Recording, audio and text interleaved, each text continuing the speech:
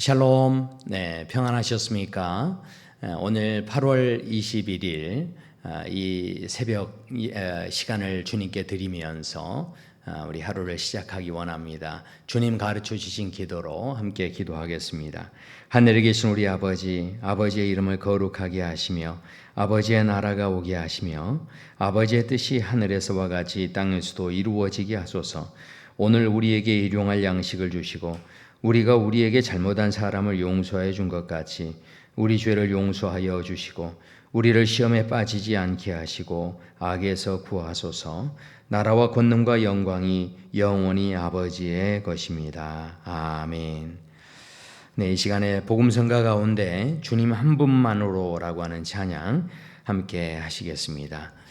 주님 한 분만으로 나는 만족해 나의 모든 것 되신 주님 찬양해 나의 영원한 생명 되신 예수님 목소리 높여 찬양해 주님의 크신 사랑 찬양해 나의 힘과 능력이 되신 주 나의 모든 삶 변화되었네 크신 주의 사랑 찬양해 주님 한 분만으로 나는 만족해 나의 모든 것 되신 주님 찬양해 나의 영원한 생명 되신 예수님 목소리 높여 찬양해 주님의 크신 사랑 찬양해 나의 힘과 능력이 되신 주 나의 모든 삶 변화되었네 크신 주의 사랑 찬양해. 아버지 하나님 감사합니다. 주님의 귀한 은혜와 사랑으로 오늘도 우리가 하루를 호흡하며 또 이 하루를 시작합니다. 주의 긍휼과 은혜를 우리에게 베풀어 주시사 아버지 이 민족을 아버지 하나님 불쌍히 여겨 주시옵시고 우리 한국교회를 불쌍히 여겨 주시옵시고 또 하나님 안에서 회복되게 하시고 다시 한번 첫사랑을 아버지 회복하며 우리의 삶의 모든 찌꺼기 같은 죄악을 다 씻어주시고 새롭게 되어지는 은혜가 있도록 도와주시옵소서. 이 시간에도 은혜를 구하는 모든 성도들에게 하나님의 음성으로 또 응답하심으로 함께하여 주시기 원하옵고 예수님의 이름으로 기도드립니다. 아멘. 하나님께서 우리에게 주시는 말씀은 로마서 12장 9절부터 21절까지의 말씀입니다. 로마서 12장 9절부터 21절까지 말씀을 제가 봉독해 드리겠습니다. 사랑에는 거짓이 없나니 악을 미워하고 선에 속하라. 형제를 사랑하여 서로 우애하고 존경하기를 서로 먼저 하며 부지런하여 게으르지 말고 열심을 품고 주를 섬기라. 소망 중에 즐거워하며 환난 중에 참으며 기도에 항상 힘쓰며 성도들의 쓸 것을 공급하며 손대접하기를 힘쓰라. 너희를 박해하는 자를 축복하라. 축복하고 저주하지 말라. 즐거워하는 자들과 함께 즐거워하고 우는 자들과 함께 울라. 서로 마음을 같이하며 높은 데 마음을 두지 말고 도리어 낮은 데 처하며 스스로 지혜 있는 채 하지 말라. 아무에게도 악을 악으로 갚지 말고 모든 사람 앞에서 선한 일을 도모하라. 할 수 있거든 너희로서는 모든 사람과 더불어 화목하라. 내 사랑하는 자들아 너희가 친히 원수를 갚지 말고 하나님의 진노하심에 맡기라. 기록되었으되 원수 갚는 것이 내게 있으니 내가 갚으리라고 주께서 말씀하시니라. 내 원수가 줄이거든 먹이고 목마르거든 마시게 하라. 그리함으로 내가 숯불을 그 머리에 쌓아 놓으리라. 악에게 지지 말고 선으로 악을 이기라. 아멘. 오늘 하루도 성령 충만하시고 또 행복한 하루의 삶이 되시기를 축원합니다. 우리가 인생을 살아갈 때 그냥 사는 게 아니죠. 아마 각자 모든 사람의 삶을 보면 그 나름대로 가지고 있는 기준이 있을 겁니다. 나름대로 가지고 있는 어떤 틀이 있습니다. 그래서 이것을 프레임이다 이렇게도 이야기를 하는데, 어떤 기준을 가지고 어떤 틀을 가지느냐에 따라서 우리 인생의 전반적인데 이게 영향을 줄 수 있다라는 것이죠. 그래서 이제 그렇게도 이제 이야기를 합니다. 만약에 100만 원짜리 냉장고를 이렇게 만약에 사려고 하는데, 그 100만 원짜리 냉장고를 이웃 동네에서 똑같은 그 냉장고인데 그것을 만약에 3만 원 더 저렴하게 이것을 판매한다고 한다면 거기까지 가서 그것을 사는 사람은 거의 없을 거라는 것이죠. 그냥 100만 원 되더라도 그것을 그냥 사게 된다라는 겁니다. 하지만 이제 벽시계를 하나 사려고 했는데 그게 원래 5만 원짜리인데요. 5만 원에 사려고 했는데 이웃 동네에서 이것을 3만 원 깎아줘서 2만 원에 살 수 있다라고 한다면, 그때는 많은 사람들이 그 이웃 동네까지 가서라도 이제 그 시계를 사려고 한다라는 것입니다. 무슨 이야기입니까? 돈은 똑같이 3만 원을 더 저렴하게 하는 것인데 100만 원하고 비교했을 때는 왠지 이 3만 원이 작아 보이고, 또 5만 원과 비교했을 때는 이 3만 원이 훨씬 커 보이는 그런 것이 된다라는 것이죠. 그러니까 우리가 어디에 기준을 가지느냐에 따라서 모든 상황이 달라질 수 있다라는 것이죠. 우리가 가지고 있는 틀, 우리가 가지고 있는 기준을 어디에 두고 사는가, 이것이 굉장히 중요한 문제다 하는 것을 우리가 생각해 보게 됩니다. 사도 바울이 우리에게 그래서 이렇게 도전합니다. 믿음의 삶을 살아가는 사람이라고 한다면 비록 이 땅에 살고 있지만 그러나 그 삶의 기준을 다른 데 두면 안 되고 여기에 둬야 한다 하는 것을 선포합니다. 우리 9절의 말씀에 이렇게 말씀하죠. 사랑에는 거짓이 없나니 악을 미워하고 선에 속하라, 그렇게 말씀합니다. 그러니까 우리가 이 땅에서 살아가는 삶의 방식은 사랑으로 살아야 한다는 겁니다. 그게 기준이 돼야 하고 우리가 악을 미워하고 선에 속해야 한다, 그렇게 도전하고 있습니다. 우리가요, 사랑의 프레임을 가지고 또 선에 속해서 살게 되어지는 그런 인생을 이 땅에서 살아야 한다라는 것이죠. 실은 이 사랑에 대한 이야기는 이 세상의 많은 사람들도 늘 사랑에 대한 이야기를 합니다. 그래서 여러 가지 시나 문학이나 또 드라마나 영화나 또 모든 노래 가사에도 이 사랑에 대한 주제가 가득합니다. 그리고 그만큼 사람들이 실은 사랑 때문에 웃기도 하고 사랑 때문에 울기도 하는 것이 사실입니다. 그런데도 불구하고 많은 사람들이 계속해서 사랑을 찾아 헤맵니다. 왜 그럴까요?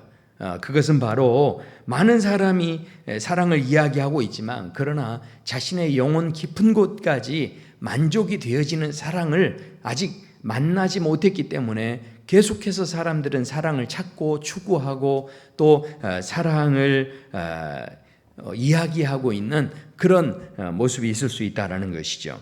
실은 이 땅에 많은 사람들이 사랑을 찾고 다니지만 그러나 사랑이라는 단어가 온전하게 사람들에게 이해되지 못해서 여러 가지 혼동이 되고 또 오해가 되는 것들도 있습니다. 그래서 사랑이 잘못 오해됐을 때 이것이 집착이 되기도 하고요. 이 사랑이 잘못 이해됐을 때 애착이 되기도 하고요.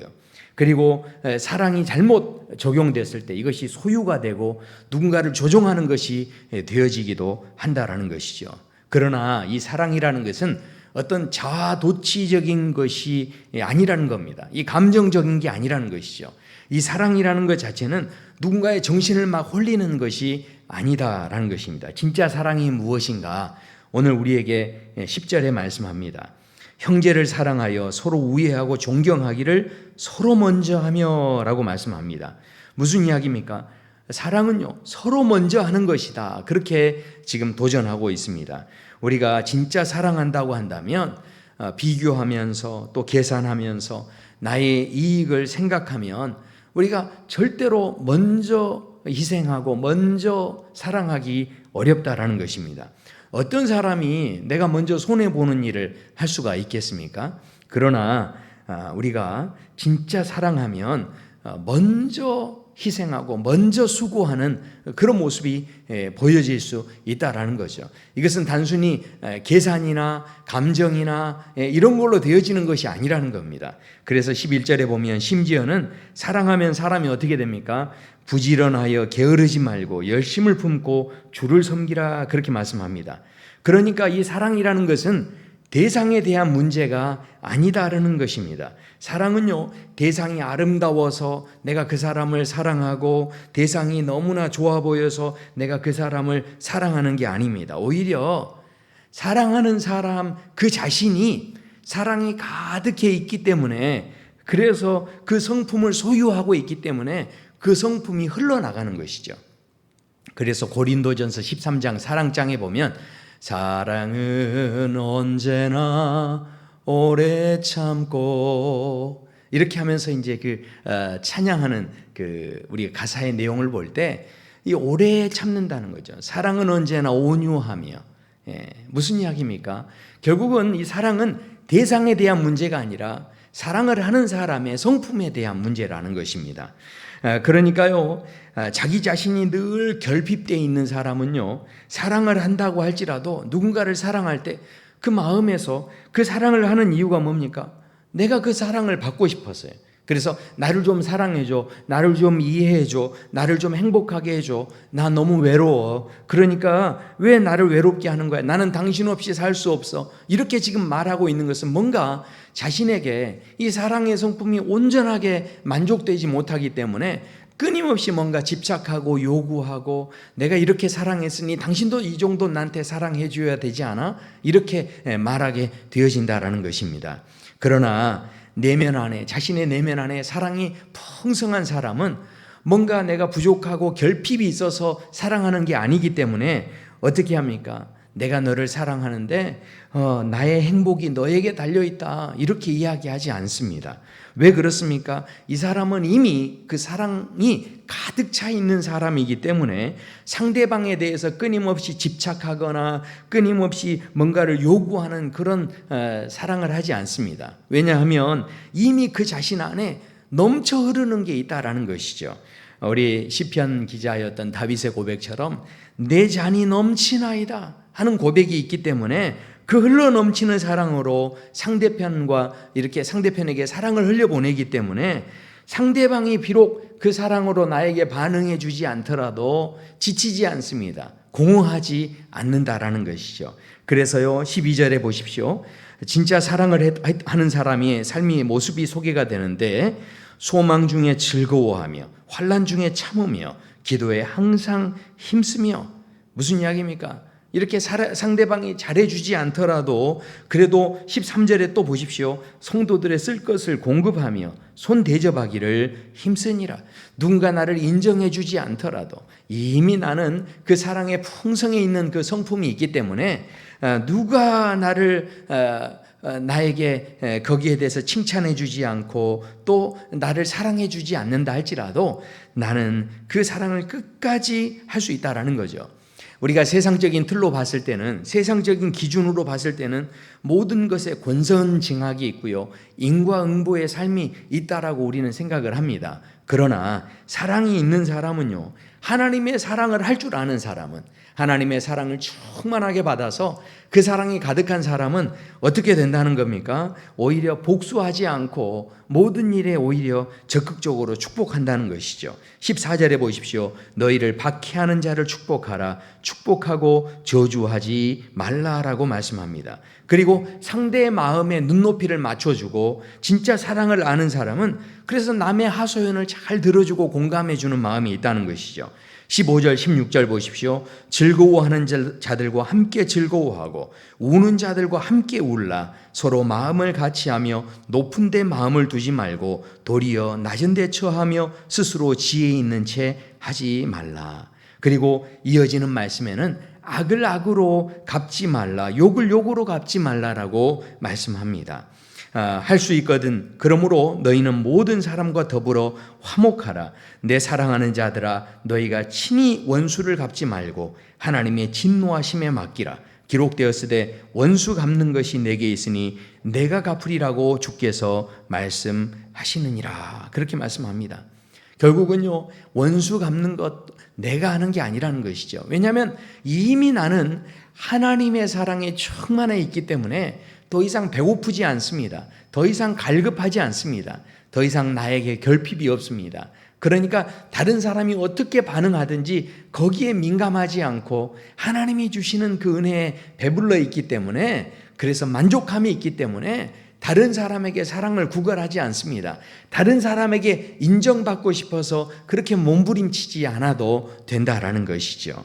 그래서 모든 심판을, 모든 것에 대해서 갚아가시는 것은 하나님께 다 맡기고, 그저 내가 하는 일은 축복하는 겁니다. 마음껏 사랑해 주는 그 자신감이 안에 있게 된다라는 것이죠.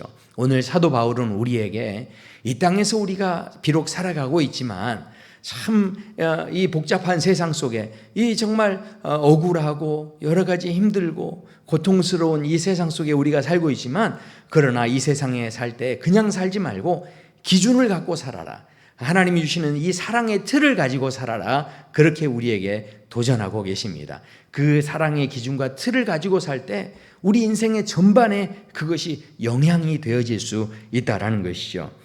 여러분이 잘 아시는 그 개그우먼인가요? 배우이기도 하신 그 안선영 씨라고 하는 분이 한번 TV에 나와서 이렇게 특강을 이렇게 한 적이 있었습니다. 근데 그 배우가 하는 이야기가, 자기 친구 가운데 보면 키가 160cm밖에 안 되고 그 몸무게도 78kg가 되고 그 얼굴도 예쁘지 않은 그 자기 그 여자의 친구가 있었다고 합니다. 그런데 그 친구가요, 집안이 부자도 아닙니다. 그냥 평범한 가정의 그 자매인데, 그런데요, 다른 사람보다 이 사람이 보면 학창시절에 같이 이렇게 있다 보면 17살 이후로 단 한 번도 이 친구는요, 연애를 쉬어본 적이 없답니다. 그러니까 항상 남자친구를 사귀는데요, 끊임없이 남자친구를 사귀는데, 그 남자친구가 그 세상 말로 하면 일명 그 퀸카라는 거죠. 그러니까 아주 훈남들만 다 사귀었다라는 겁니다. 그래서 물어봤대요. 아니, 어떻게 그렇게 좋은 남자만 다 사귈 수 있느냐, 이렇게 비결을 물어봤더니 그 친구가 그렇게 이야기했답니다. 지금 내가 생각해 보면 아무리 생각해도 내가 아까워 그랬답니다. 그러니까 이 친구는요, 항상 당당한 겁니다. 항상 주눅들지 않는 겁니다. 물론 세상적인 기준으로 봤을 때는 턱없이 부족하고 그렇게 보일지 모르지만, 그러나 자기 자신에 대해서 스스로 만족하는 거예요. 자기 자신에 대해서 자신감을 가지고 있는 거죠. 누가 어떻게 말하든지 간에 나는 정말 좋은 여자다 하는 기준을 가지고 있는 거죠. 누구든지 나를 만나면 이게 대박일 거야, 누구든지 나를 만나면 행복해질 거야 라고 하는 그런 자신감에 차 있으니까 그런 모습이 오히려 많은 사람에게 매력적으로 보여졌다라는 것입니다. 우리가 이 땅을 사는 우리 모든 성도들의 삶에 이런 당당함이 필요하다는 것이죠. 물론 세상에 많은 기준을 가진, 여러 가지 세상 기준을 가진 사람들이 우리를 손가락질하고 우리에게 비난하고 또 우리에게 뭔가 엉뚱한 요구를 할 수 있을지 모릅니다. 그러나 하나님께서 우리에게 말씀합니다. 우리는 세상 기준으로 사는 사람들이 아니다라는 것이죠. 우리는요, 하나님의 사랑을 받아서 그 사랑을 기준으로 살아가는 바로 하나님의 아들, 딸이다. 이것을 오늘 우리에게 도전하고 계십니다. 모든 원수는 하나님께서 갚으실 것입니다. 그러므로 오늘도 그 기준 안에서 하나님의 은혜를 누리고 또 우리 모든 남아있는 인생 가운데 하나님의 사랑을 마음껏 드러내는 그런 매력적인 하나님의 사람으로 오늘도 승리하시게 되길 축원합니다. 함께 기도하겠습니다. 아버지 하나님, 감사합니다. 오늘 우리에게 복된 날 허락하여 주시고, 또 아버지 하나님, 이 새벽부터 기도하며 또 하루를 시작하게 하시는 주님, 하나님께서 나를 얼마나 사랑하시는지 그 사랑에 가득 채워져서 더 이상 세상에 기웃거리지 않게 도와주시옵시고, 아버지의 그 성령의 충만함을 받아서 아버지 하나님, 이 세상에 그저 목말라 하는 인생 되지 않게 하여 주시옵시고, 아버지 하나님으로 말미암아 배부른 인생, 풍성한 인생, 또 그 사랑을 베품으로 말미암아 우리 주변의 많은 사람들에게 하나님의 사랑을 흘려보낼 수 있는 그런 영향력 있는 사람으로 서게 하여 주시옵소서. 아버지께 감사하며 예수님의 이름으로 기도드립니다. 아멘. 이 시간에 함께 계속해서 기도하시겠습니다.